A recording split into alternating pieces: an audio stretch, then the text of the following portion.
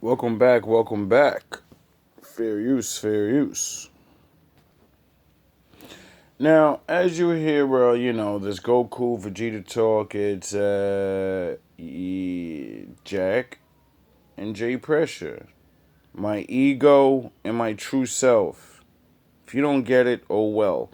Anyway, let's dive into this. Don't believe it.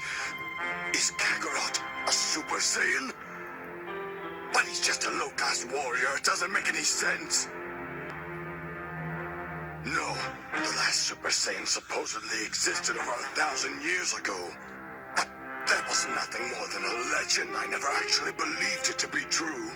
Even so, there's no way a low class like Kakarot could achieve it. According to legend, the last Super Saiyan could only maintain his status in the transformed state. His power was extraordinary. He had no equal in the universe, but he was too primitive to control it. His rage burned so intensely that it eventually consumed him, and in the end, he was destroyed by his own power.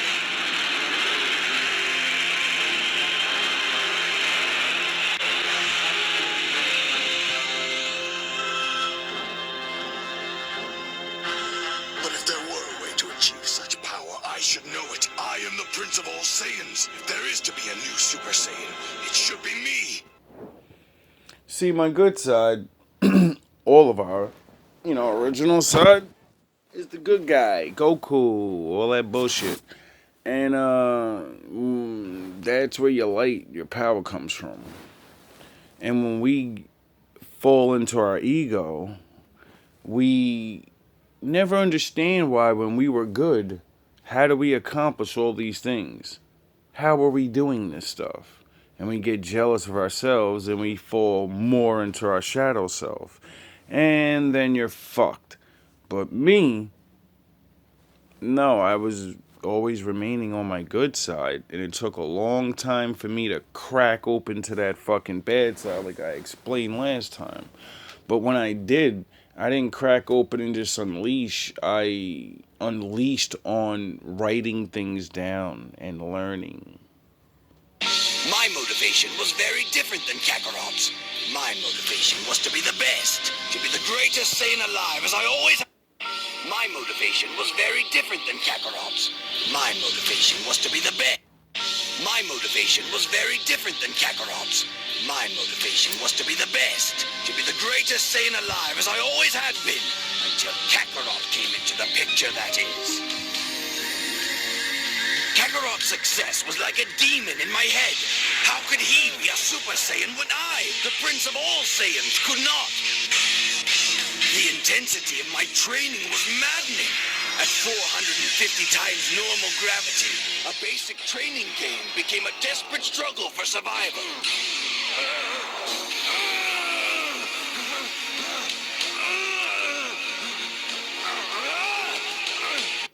Couldn't understand. How the fuck was I so young but able to go through so much and take so much pain and then keep going through shit? And now I go through shit and I'm lashing out and I'm blah blah blah blah or whatever. I'm not making the right choices and it just didn't make sense. I'm stronger, smarter now. Even the simplest moves required every ounce of willpower I had. I wasn't sure how long I could sustain the effort without breaking in two. It seemed like the only thing holding my body together was my one desire, to be better than Kakarot. At times I thought I was losing my mind. Why couldn't I obtain what Kakarot had obtained? It didn't make sense. It was infuriating, and it was my fury that kept me alive.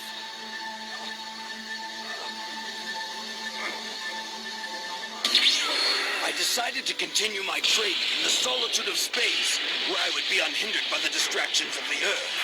And when a violent electrical storm erupted in the skies of the planet I was on, I welcomed it. It seemed fitting, like it was an outward manifestation. He says he went into space, but no. I went into my mind. I wanted to understand what the fuck was going on. Like, I'm me, but I'm not being me because I remember the goodness in who I was. Why am I not being myself, and why was I stronger before? Because I was trying to become myself again and be stronger, but hold on to what I've already learned from all this bad stuff happening. Of the storm that was raging inside of me.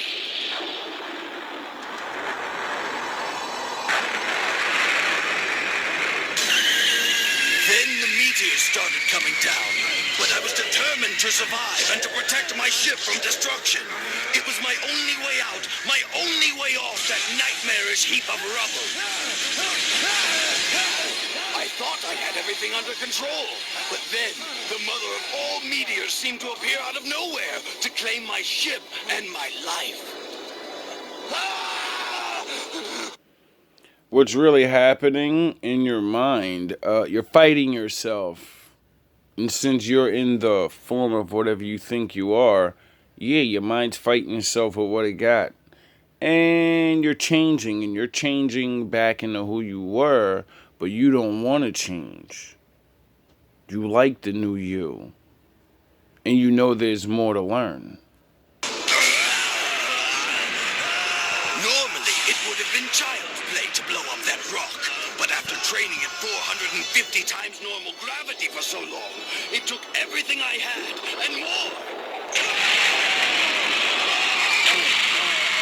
And then the Lord smashes you to dust. Brings you to your knees like the coward you are. Kakarot! Then something just snapped. Something inside of me. Yes. No more! That's it! I don't care! I didn't care anymore.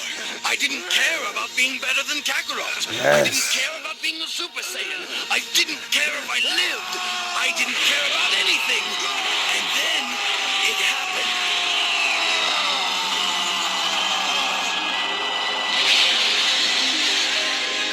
Yes, that's how it happened.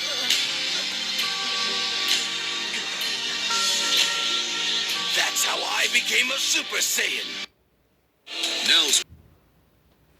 Or at least I thought. But when your ego reaches the next level and you're not actually, pounding people with your ego, you're sharpening it, with books and Bible and all these different things, and you're learning about good and evil.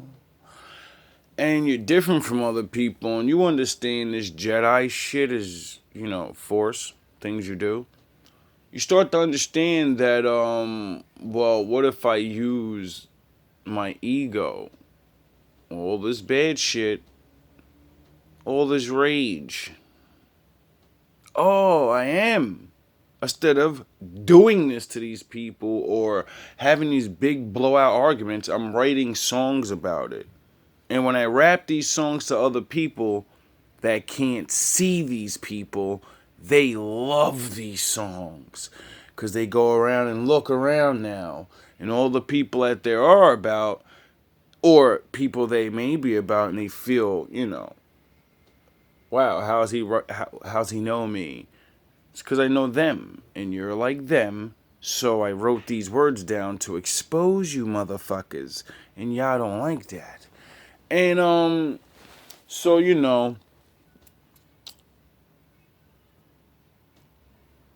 I tried to push that limit of my Vegeta, Jack Ripper rapping skills to the level. And I came out with really great songs, like the Never Again.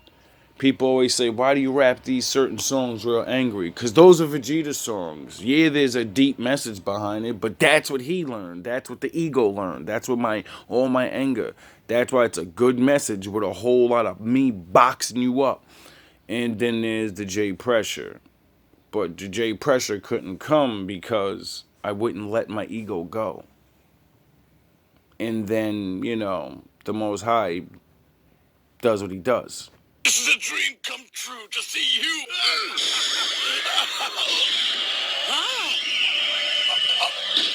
Enough, loudmouth.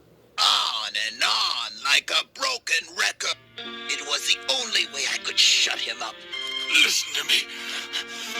Don't be so soft. There's no stinking honor in any of this. It's just a game. Play to win. There are no rules. You're going to have to get over your self-heartedness. Do it. You have to forget about your feelings. You have to. They'll get you killed. They'll get you killed, Kakarot. Fool, you don't know what you're dealing with. Yeah, that's what everybody kept telling me about life. And I said, yeah, I know. I'm the one getting done dirty over here. And I know when to strike and when not to. And when I actually realized this about myself, I said, okay, now I see why the Most High keeps saying, walk this way, do these things. And I said, I can't do those things and be on my ego mode. When I'm on my ego mode, I can't know. I'm going, But when I'm not, and I click, oh, that's me. That's the me I'm letting go, the good me, the Goku. But at the same time, I also knew if I leave and go out into, the world alone, people will pummel you for saying things, changing things. No, there's more. He killed our home planet. It was him. And then I read the Bible and the Most High started, letting me see more. And I learned about history before that. And I combined them. And I added up all the years and all the bodies. And I said, yeah, this is fucked up. Father and mine, the whole planet, he blew it up. It's true. No one's survived but us. Ask him if you want. He'll tell you. He's proud of it. No, listen. You have to hear this. We worked so hard for him. We did everything he asked of us and more. He took me from my father when I was just a little boy. He made me do whatever he wanted and said he would kill my father if I didn't. I did everything he asked, but he killed him anyway, along with everyone else. He was scared of us. Scared that a Super Saiyan would be born to rise up and overthrow him.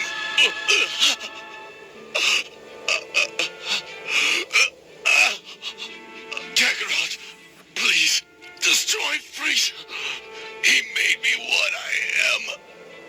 Don't let him do it to anyone else. Whatever it takes, stop him.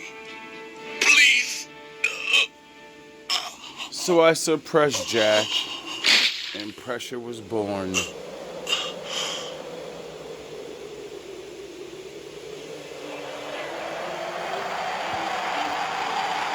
Vegeta. James's pressure.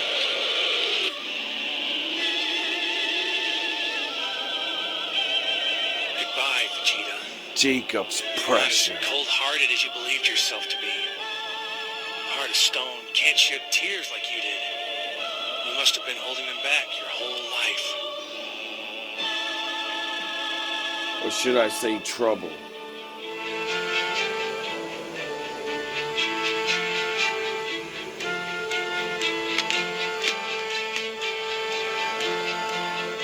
I'm the only one left. Let me show you something. Stand still and perish!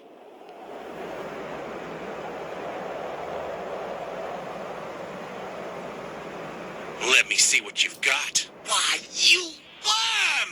You dare to mock me!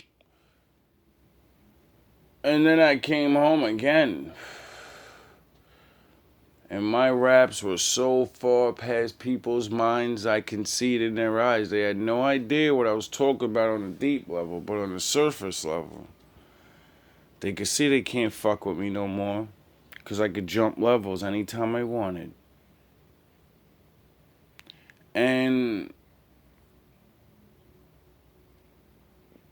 this calmness and this power gave a new aura to me or something, because people began to listen in different ways.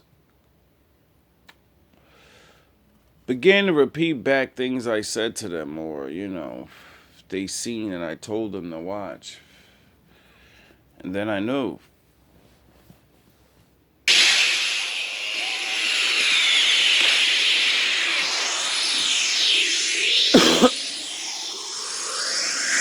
And I know. What's the matter, Frieza? I can't be harder to destroy than a planet, right? What are you? You haven't figured it out yet. I'm the Saiyan who came all the way from Earth for the sole purpose of beating you. I am the warrior you've heard of in legends, pure of heart and awakened by fury. That's what I am.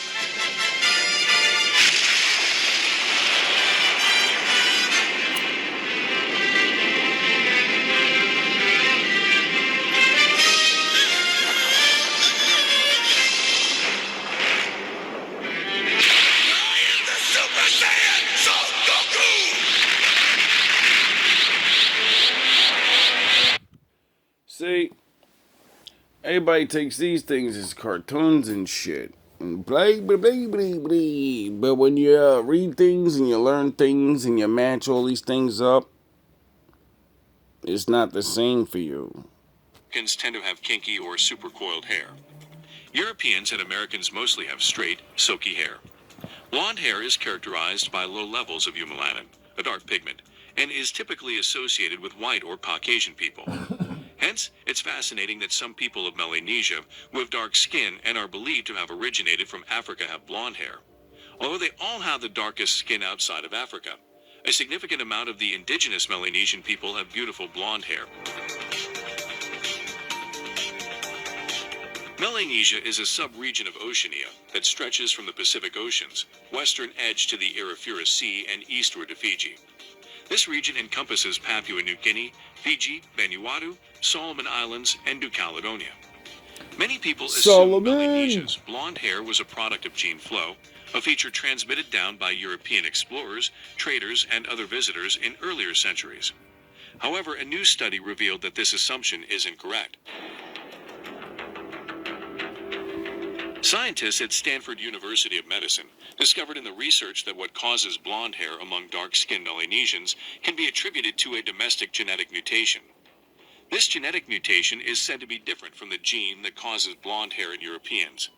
It is a recessive gene that affects more children than adults, and the hair gradually darkens as the person grows older, since natural blonde hair is rare in adulthood. This group of people, who live in the Pacific Islands of Melanesia, defy all assumptions about black people with blonde hair. Melanesians live in huts and farmsteads rather than villages. This is a common practice among coastal communities, particularly in the Pacific. These communities often contain fewer than 1,000 residents and live near each other in case of an attack.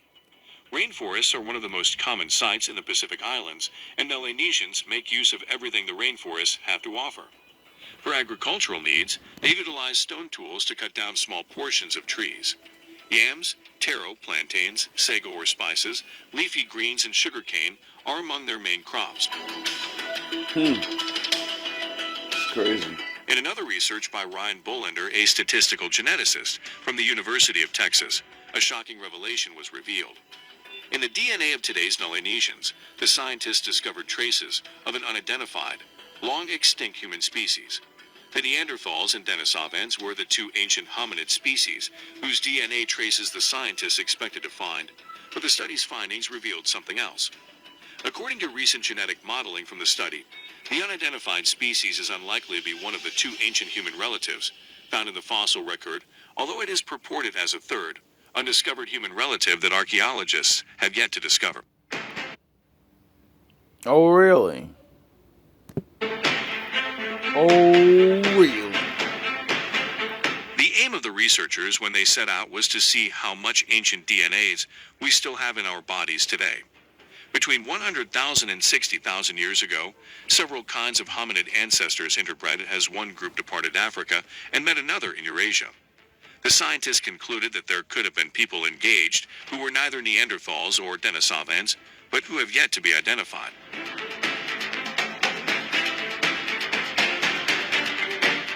There's still a small amount of ancient hominid DNA in our bodies today, with Europeans and Asians possessing anything in the range of 1.5 to 4% Neanderthal DNA. Some of that ancestry has resulted in various health problems. What's distinctive about Melanesians' DNA is that it contains 1.11% Denisovan DNA, which is more than in other tribes. It also differs from the 3% figure suggested by previous studies. After investigating this discrepancy, experts came to the conclusion that early Melanesians were bred by a third group of people. Furthermore, another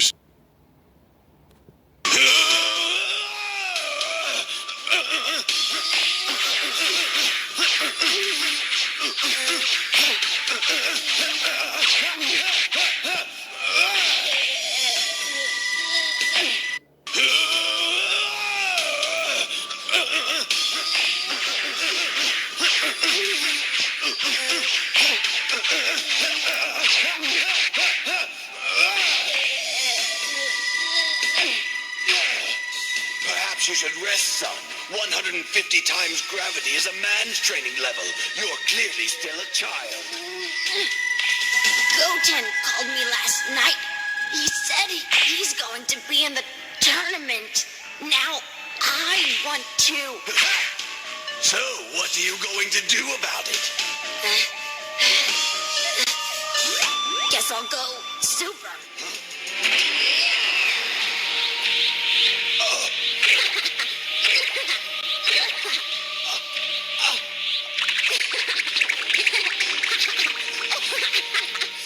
Did I miss something? When was it that the transformation to the legendary warrior of the Saiyan race was reduced to a child's plaything? Come here, son. Can the youngest child of Kakarot also become a Super Saiyan? Yes? Yes, naturally, it's a Super Saiyan bargain sale. Uh-huh. Try to hit me. Why would I do that, Dad?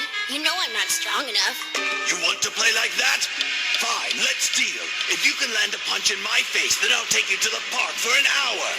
Wow, you mean it? Okay. Now let's just see what you can do. Here it comes.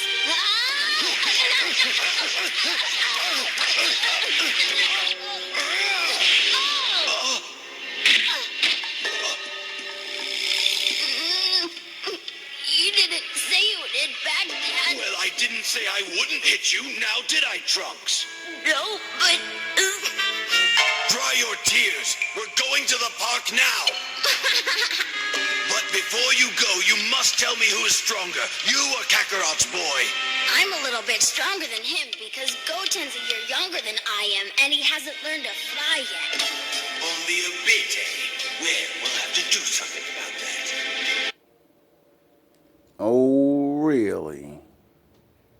All love, all praise.